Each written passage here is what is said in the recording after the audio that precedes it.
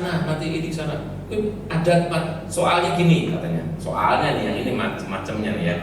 Aku tuh ngimpi. Oke, setelah ngimpi udah susah. Kok kamu tuh hari Jumat malam tuh kok seperti gelendoti aku? Ya, iki. Sini lagi ngisi retret dibilang gelendotin dia. Tapi hasilnya semalam itu dia nggak bisa dicegah, akhirnya datang sini, terus dia bawa katanya minyak, wah kerap nih kerap. Saya cuma nggak bisa dikerap deh gitu. Saya selalu nolak kalau di rumah tuh yang lain pada seneng kerokan, saya nggak suka ya. Tapi hasilnya ini saya kesakitan ya. Tapi ajaibnya pagi-pagi udah lumayan sembuh. Ya kan, itu keajaiban yang sering ditolak oleh laki-laki. Seolah-olah pokoknya kalau udah istirahat tidur udah pasti aman gitu ya. Jadi saran saya ibu-ibu, ini kebanyakan ibu-ibu dulu ya, bapak-bapaknya belakangan ya, tetaplah cerewet.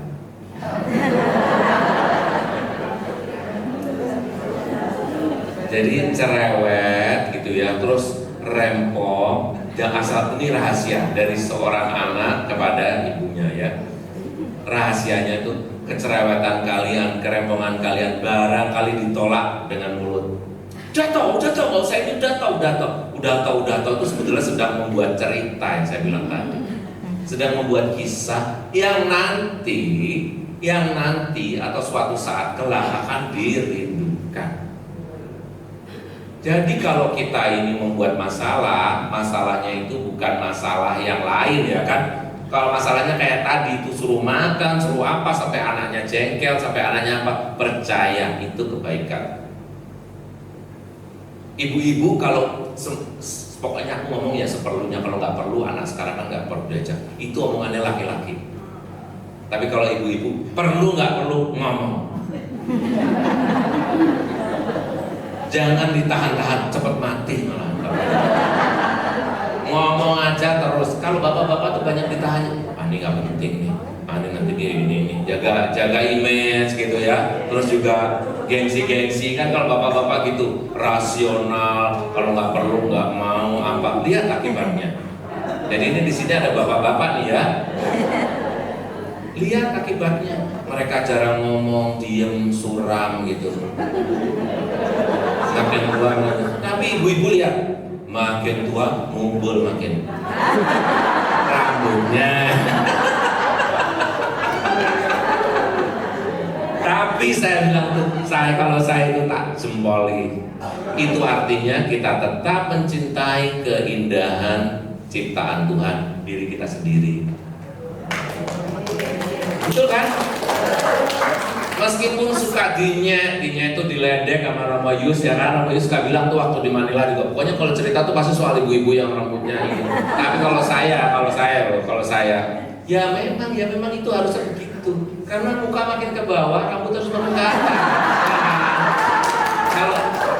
Kalau muka makin ke bawah, rambutnya makin gepeng ya memang jadinya.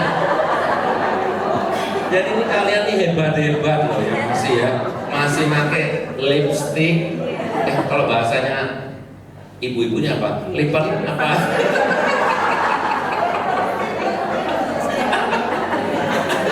Apa benges?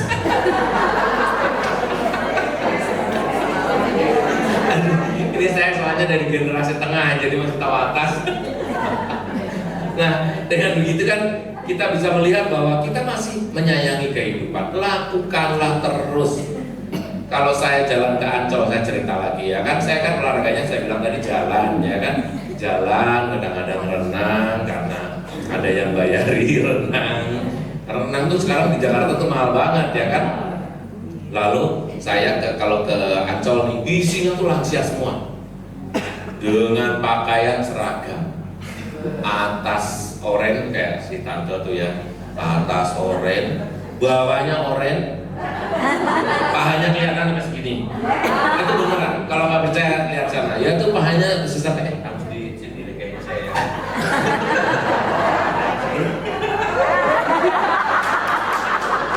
Kaos kakinya mirip Santa Ursula. Saya kira ini lulusan Santa Ursula.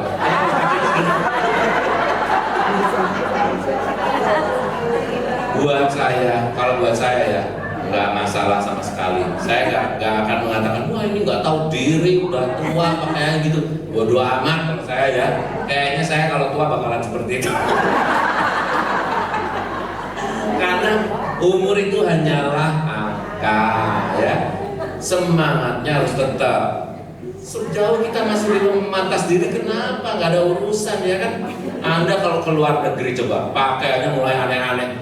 Jadi dalam negeri juga bisa, jangan usah dengerin omongan orang, pakainya sumpel kuping pesawat, ya kan? Orang mau ngomong apa, terserah. Yang penting masih beradab.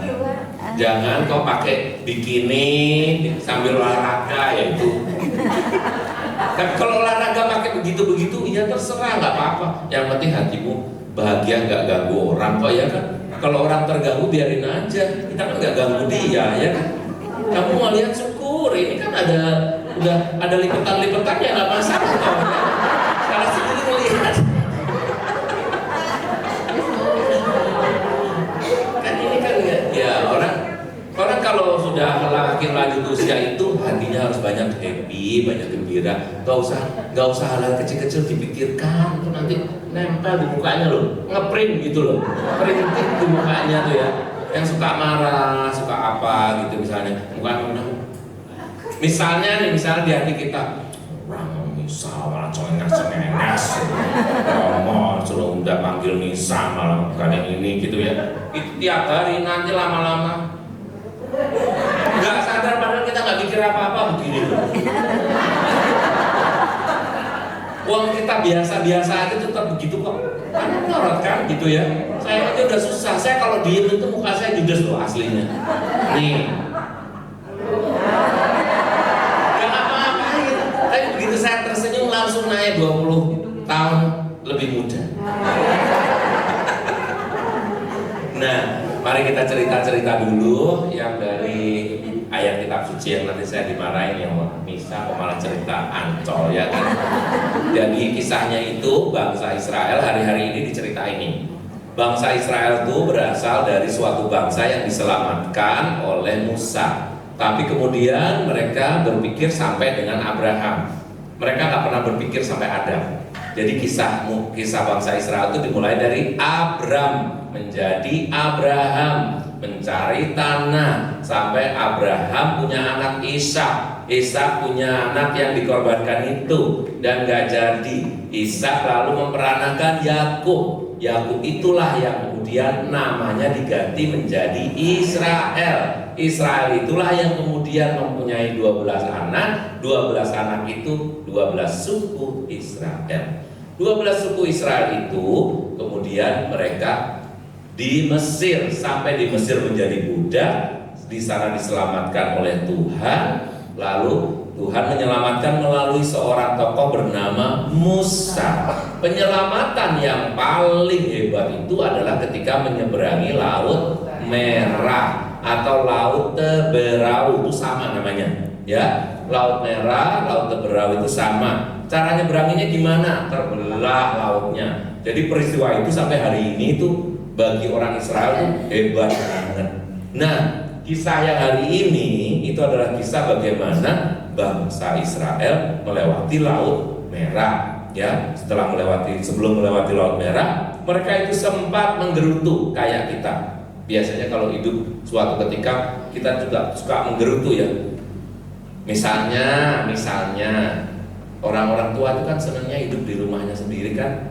Yang dibangun sendiri, nyicil sendiri, lunas sendiri, kemudian anak-anak masuk, cucu-cucu masuk, tiba-tiba anaknya usul, "Mah, udahlah, nggak usah tinggal di sini, tambah berisik, tinggal aja dia sama kami." Nggak mau. Bagaimanapun juga ini adalah tanahku, rumahku. Kalau orang tua itu memang semakin lama semakin rumahan, ya kan? Semakin tempat tidurnya aja harus di situ, tempat tidurnya harus yang itu, bantalnya harus yang itu. Bukan hanya bantal biasanya di ranjang itu ya. Di sini ada mentol, di sebelahnya ada ini. Pokoknya yang kalau tidur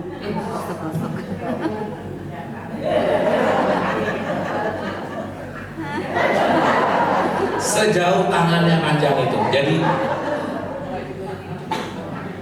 belum mati tapi sudah mirip orang persediaan untuk mati. Kita ini masih hidup, tetapi kalau saya loh itu kreativitas. Karena itu semua kan nanti kalau ini daripada kita jauh harus bangun. Nah, kalau bangun orang tua kan pusing ya kan, mungkin loh ya, nggak tahu sih. Tapi kayaknya kalau bangun langsung pusing, malas juga. Kecuali kalau kencing ya. Semua saya tahu kok ini kok. Saya mau kalau berkatin atau memberi perminyakan itu ya biasanya omanya sebelahnya tuh ini pampers semua sampai di bawah nanti ini selimut terus selimut 3 macam gitu macam. Hebat sekali. Sehingga nggak bisa pindah. Kalau pindah semua harus dibawa. Membayangkan pindahan aja udah senawan. Pindahan kok ke rumah, kok ke apartemen ini tuh rumah apa sih? Rumah kok gini tembok semua. Saya buka udah tinggal lift lagi. Ini rumah apa gimana? Rumah tuh ya ada tanahnya. Kok nggak ada tanahnya? Rumah kok ubin semua gimana sih? Tinggal situ aja mesti ketemu penjaga. Itu buat orang tua yang masih tradisional itu sesuatu yang tidak menyenangkan. Nah, tapi kalau Anda itu terus-menerus begitu, barangkali inilah pertengkarannya dengan anak-anak. Persis seperti bangsa Israel. Bangsa Israel itu antara suka dan gak suka di Mesir. Mereka itu jadi budak di Mesir. Tetapi mereka ketika dibawa oleh Musa, sesuatu yang baru itu mesti membawa pembaruan, sekaligus mungkin membawa kekagetan-kekagetan, hal-hal yang ngaget gitu. Sehingga bangsa Israel mengeluh, kenapa kami dibawa ke padang seperti ini? Memangnya di Mesir udah gak ada makanan, ini tuh gurun, ngapain kami dibawa ke sini? Kami gak dapat makanan, gak dapat ini. Mulai mereka menggerutu. Kisah-kisah nanti hari-hari selanjutnya, ketika mereka menggerutu soal makanan, Tuhan memberi mana? Ketika mereka menggerutu kepanasan, Tuhan memberi kepanasan, Tuhan memberi air. Karena itu dari matahari apa? Memberi awan, tiang awan. Kalau malam dingin memberi, kalau malam kan dingin memberi apa? Jangan bilang memberi matahari loh. Memberi apa? Memberi tiang api. Makanya toh meskipun sudah sepuh ya kan, ikutlah karismatik. Saya usul Anda itu harusnya punya karismatik lansia. Usul panitia ini. Orang pakaiannya hebat-hebat tapi kira apa? Kenapa? Karena di karismatik itu dari lagu-lagunya itu sudah menyenangkan, bisa lebih bebas sedikit gitu. Ya kan? Kalau lagu misal-misal seperti ini kan tergantung romonya. Untung romonya saya. Dengan gembira, udah hafalan kalau nggak punya buka atau ya kan? Ya bagus, lagunya bagus. Tapi ada yang lebih menyentuh lagi ketika kita mau misa atau persekutuan doa dengan cara karismatik. Dengan begitu Anda bisa lebih gembira lagi. Lagu seperti tiang awan, seperti tiang api itu ada dalam kasana lagu-lagu karismatik. Romo sebulan 2 kali kami mengundang PDKK lansia. Jadi memang ada acara bagus. Nah, sudah dilakukan. Pesertanya ada nggak di sini yang ikut? Ada. Semua ikut. Wah, bagus berarti ya. Tapi lagu itu belum ada berarti. Bagus ya. Jadi saya usul itu bahkan untuk anak remaja. Jadi di usia tengah ini sebetulnya masih bisa biasa ya. Tapi di usia remaja dan di usia lansia itu bagus sekali kalau kita terus-menerus rajin-rajinlah. Saya mendengar tadi yang datang juga nggak selamanya sebanyak ini. Kalau bisa Anda tuh ikut aktif di sini ya. Misalnya di acara ini berapa bulan? Sebulan berapa kali nih? Seminggu 2 kali. TOPP kita. Senin dan Kamis. Hebat sekali ya.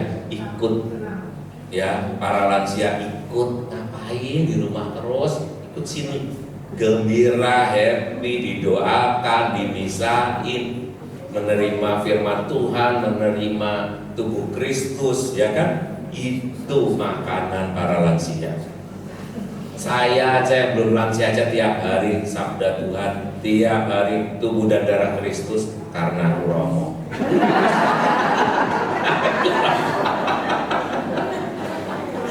Nah, Bapak Ibu, Om dan Tante, Opa dan Oma, kegembiraan itu lahirnya dari hati. Usul saya nih, ya kan, usul saya lagi, hal-hal kecil jangan digede-gedein kayak orang Israel. Hal-hal gede kalau bisa dikecilin, udah gak ada lagi energi untuk mikir-mikir yang susah-susah, udah gak usah. Cucunya belum mandi kek, cucunya mandinya telat, gak usah diurusin. Jangan berantem sama menantunya hanya karena soal mandi cucunya. Itu bukan anakmu. Praktis toh? Ya kan? Karena kalau saya membuat seminar mengenai mertua dan menantu, biasanya pertengkarannya soal hal begini nih. Saya pernah ketemu di Kelapa Gading, tiba-tiba ada seorang ibu, which is itu adalah oma-oma ya kan, nangis di tengah-tengah itu loh, yang Lapiasa itu kan, Lapiasa, Kelapa Gading 3 ya kalau nggak salah, yang ada bundaran di sana di bawah itu loh. Tiba-tiba dia nangis di situ. Saya lihat kan, saya pas lewat lagi. Udah gitu dia nengok saya, Romo, udah gitu. Wah, keras sekali dan dia nangis itu. Romo, hidup saya kok seperti ini dia nangis. Orang-orang langsung lihat, saya juga heran, ini ibu ini siapa? Dan dia nangis, kok saya cuma bilang anaknya belum mandi lah, jam 7:30 kok belum dimandiin, itu gimana toh Romo? Salah saya apa? Sekarang mamanya kabur. Saya kan dilihatin orang banyak juga ini, mana ngomongnya kenceng, mungkin udah nggak terlalu mendengar ya kan? Ngomongnya keras dan saya dikira ini mamanya kabur, siapa saya? Dan zaman itu belum yang covid loh ya, jadi muka masih kelihatan seperti ini. Kalau pakai masker kan, nah ini hal-hal yang nggak perlu. Udah, gimana caranya Romo? Ada kan ngurusin cucu itu menyenangkan Romo. Ya kan, kita seperti muda terus ngurusin cucu sejauh hal-hal yang menyenangkan aja sesuai tujuannya. Kalau kita masih ngajar-ngajar mereka, nyuruh mereka mandi, nyuruh mereka apa, kalau mereka mau syukur, nggak mau ya udah. Nikmati hidup, makanya baik-baik sama pasangannya. Kalau kita sudah ruwet di rumah, Senin Kamis datang ke sini, gampang kan? Jadi paling tidak ada 2 oase seminggu itu, ditambah dengan nanti hari Minggu datang ke gereja, 3 deh. 4 hari dalam perjuangan, 3 hari dalam kebahagiaan. Sabtu masih ada senam, 4 hari bahagia, 3 hari perjuangan. Masih ada acara lagi? Masih ada lagi nggak? Jalan-jalan di mall. Senam nggak ada? Hari apa? Sabtu itu? Oh, Sabtu itu olahraga dan senam. Guru senamnya ini. Tapi jangan ikutin dia ya, karena dia jarang makan nasi. Bahaya kalau diet ya kan. Kegembiraan bersama dengan Tuhan selalu menyenangkan. Pikiran yang santai-santai aja. Bukan berarti karena kita nggak mau mikir berat, tapi nggak diundang aja pikiran yang susah-susah itu datang. Nggak usah diundang. Jadi jangan cari perkara. Baik-baiklah. Udah menantunya kayak apa, berantakan atau gimana, nggak usah ribut sama dia kecuali dia membuat perkara dengan Anda. Kalau nggak buat perkara, udah biarin aja. Makanya baik tuh apalagi kalau kita hidup bersama dengan mereka satu rumah ya, wah itu perjuangan sih. Mantu-mantu perempuannya terutama ya, karena perempuan dengan perempuan itu sama-sama pengen jadi ratu kan. Tapi biarlah kita permaisuri aja. Permaisuri itu biasanya orangnya tuh lembut, diem, senyum-senyum aja, anggun, nggak suka ngomel. Jadi mau jadi permaisuri apa mau jadi ratu? Mau jadi siapa? Ini siapa yang nggak sehat di sini? Sehat semua? Sehat. Jangan bilang nggak sehat kalau mau kaki saya sakit. Itu biasa, itu namanya sehatnya lansia begitu. Wah, mau nggak sehat kalau mau saya itu saya suara saya itu sering gampang ini. Itu namanya sehat ala lansia. Cara berpikirnya gitu. Ya begini ini. Jadi lansia nggak boleh berpikir kayak saya nih baru sakit segini sedikit udah merasa sakit ya. karena harusnya nggak begitu saya. Tapi kalau Anda sakit dikit, sakit apa, sakit ini kakinya sakit, jalannya susah, atau mungkin apa sedikit-sedikit kencing, itu bukan sakit. Itu anugerah Tuhan. Anugerah Tuhan supaya Anda tahu bahwa Anda ada batasnya dan makin disiplin hidupnya. Disiplin untuk sesuatu yang penting adalah makan, minum, istirahat, happy, berdoa. Semoga ini menjadi cara hidup yang benar dan baik. Saya mau nyanyi ya. Nasihat melulu ya kan. Jangan banyak nasihat daripada saya nanti disuruh nyanyi, ntar mendingan sekarang. Nanti saya tinggal makan.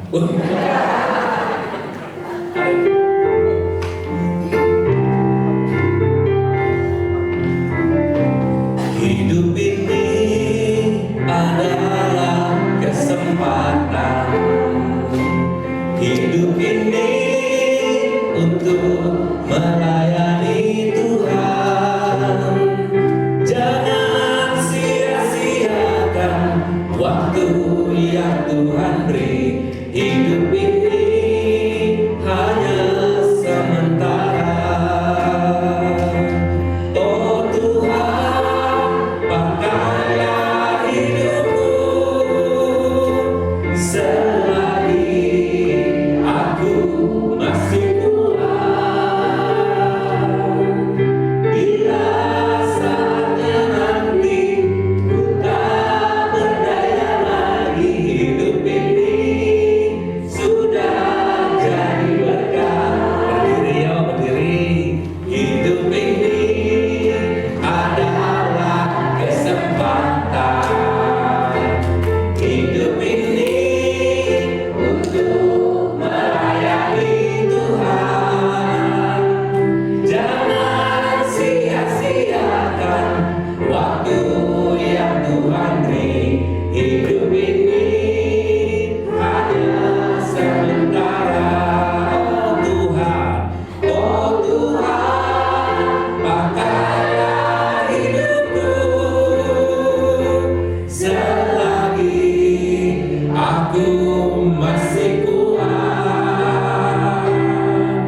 Bila saatnya nanti ku tak berdaya lagi, hidup ini sudah jadi berkah. Bila saatnya nanti, bila saatnya nanti ku tak berdaya lagi, hidup ini sudah jadi berkah. Tepuk tangan buat Tuhan. Semoga Tuhan berkati. Pertama-tama harus happy. Amin. Mari kita berdoa. Silakan duduk kembali.